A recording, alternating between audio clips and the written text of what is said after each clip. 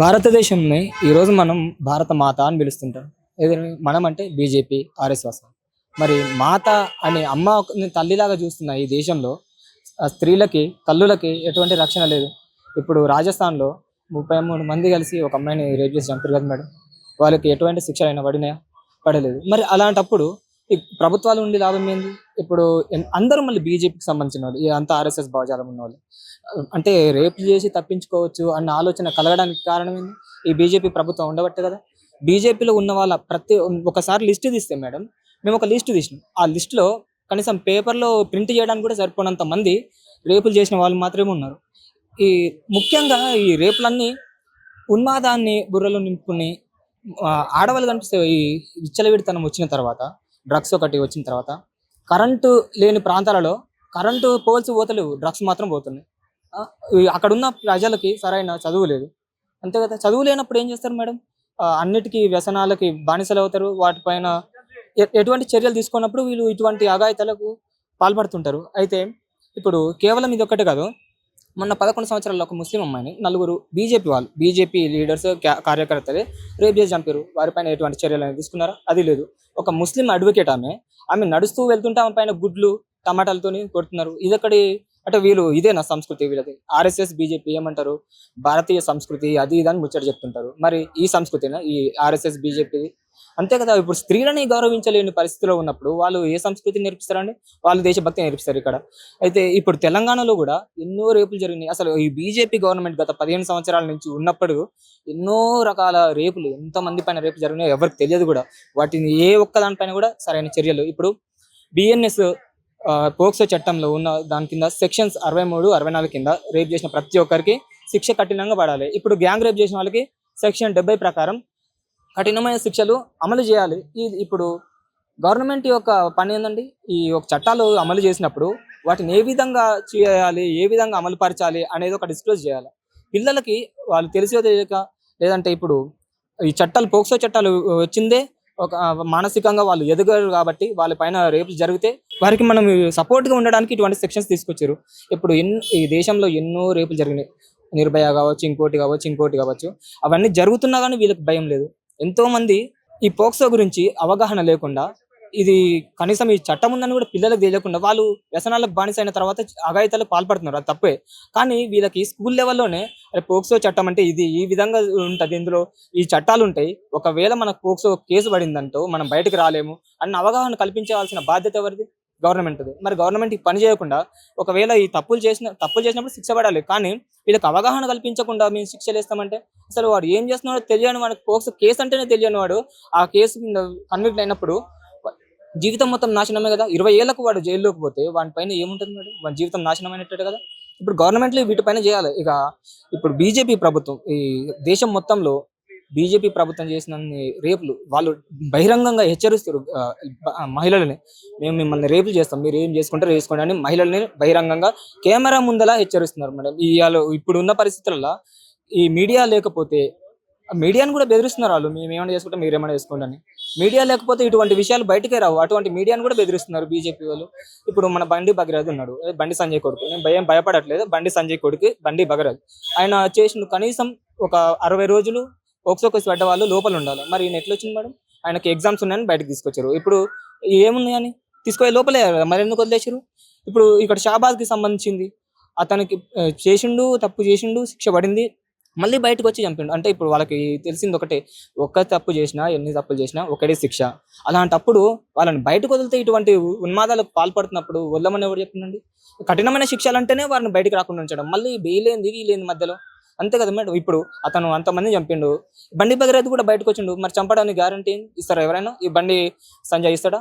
ఇవ్వలేరు కదా మేడం. ఇప్పుడు స్త్రీల పైన సరైన అవగాహన లేకున్నా వీళ్ళు స్త్రీల గురించి మాట్లాడతారు. పార్లమెంట్లో మేము స్త్రీలకు బిల్లు పెడతామంటారు. ఏమి స్త్రీల పైన రేపులు చేయడానికి బిల్లు పెట్టేది వీళ్ళు బీజేపీ, ఆర్ఎస్ఎస్ వాళ్ళు? అసలు వాళ్ళకి మహిళల పట్ల చిత్తశుద్ధి ఉండాలి కదా మేడం. ఇటువంటి సమయంలో మేము విద్యార్థి విభాగంగా, ఆల్ ఇండియా స్టూడెంట్ ఫెడరేషన్గా మేము ఖచ్చితంగా ఏం కోరుతున్నామంటే, డిమాండ్ చేస్తుంది, మీరు ఖచ్చితంగా పోక్సో చట్టాన్ని కఠినంగా అమలు చేసి దోషులకు శిక్ష పడేలాగా చేయాలి.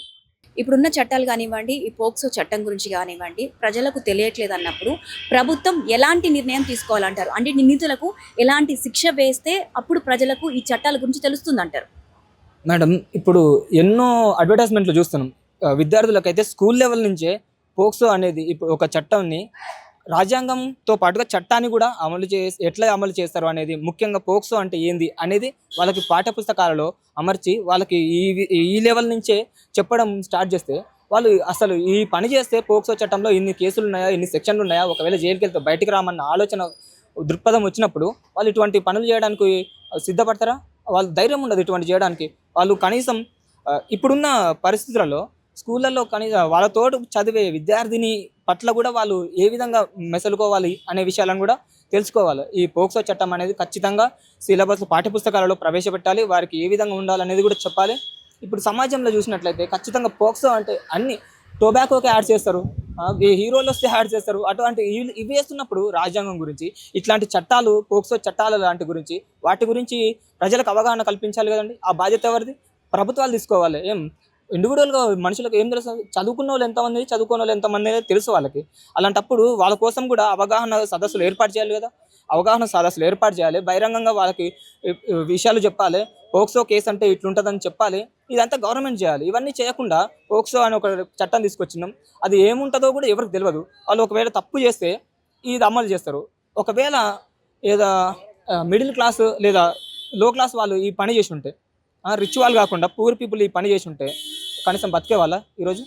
లేదు కదా. బండి భగీరథ కోట్లు ఉన్నాయి, అలయ్య ఇప్పుడు ఏంది సెంట్రల్ మినిస్టర్ కాబట్టి ఆయన 3 నెలలకే బయటకు వస్తాడు. 3 నెలలు కూడా కాదు, 10 రోజులకు బయటకు వస్తాడు. ఎగ్జామ్లు అన్న పేరుతో బయటకు వస్తాడు. మళ్ళీ ఎగ్జామ్స్ అయిపోగానే ఈ కేసు గురించి అందరు మర్చిపోతారన్న ఆలోచనతోటి మొత్తానికే బయటపడతాడు. ఇప్పుడు పోక్సో కేసు అయిపోతుంది. ఇప్పుడు ఈయన పోయి వాళ్ళని చంపడన్న గ్యారెంటీ ఏంది?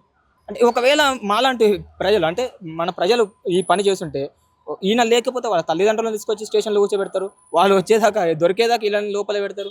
ఇదొక న్యాయం అండి? వాళ్ళకు ఒక న్యాయం, మనకు న్యాయం ఉంటుందా? చట్టం అన్నప్పుడు అందరికీ ఒకేలాగా ఉండాలి కదా.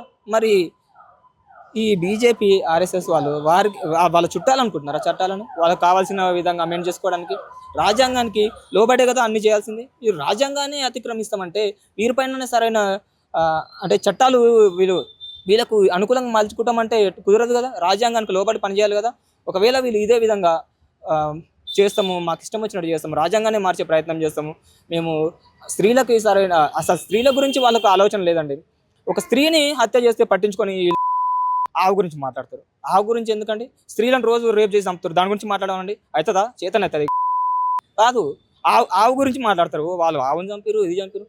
ఆవులను తీసి ట్రాన్స్పోర్ట్ చేస్తుంటే ఆపుతారు. మరి చైల్డ్ ట్రాఫికింగ్ జరుగుతుంది, విమెన్ పైన అత్యాచారాలు జరుగుతున్నాయి, వాళ్ళకి కిడ్నాప్ చేసి తీసుకుపోతున్నారు. ఇవన్నీ చేసేటోళ్ళు బీజేపీలే, ఆర్ఎస్ఎస్ దీనికి సపోర్టు, వీళ్ళంతా కలిసి చేస్తున్నారు. మరి దీనిపైన కూడా మాట్లాడాలి. స్త్రీలకు ఉన్న అంటే ఆవుకున్న వాల్యూ కూడా స్త్రీలకు ఇవ్వట్లేరు వీళ్ళంతా. మరి అలాంటప్పుడు ఎవరు మాట్లాడాలి? మాలాంటి విద్యార్థి సంఘాలు, యువజన సంఘాలు, ఈ సమాజం పట్ల అవగాహన ఉన్న వాళ్ళు, ఈ దేశం పట్ల ప్రేమ ఉన్న వాళ్ళు మాట్లాడతారు. మీలాంటి మీడియా వాళ్ళు కూడా మాట్లాడతారు. మాట్లాడినప్పుడు మీ పైన మా పైన కేసులు పెట్టడం వీళ్ళకు చేసే పని ఏమనంటే అర్బన్ నక్సలైట్లు అంటారు. ఈ తెలిసి ఇదే అని ప్రశ్నిస్తే అర్బన్ నక్సలైట్లు అంటే మరి ఈ దేశం ఏడు ఉంటుందండి? అందరూ కేవలం హిందువులు మాత్రమే ఈ దేశంలో ఉండాలని ఆలోచిస్తున్నారు కదా.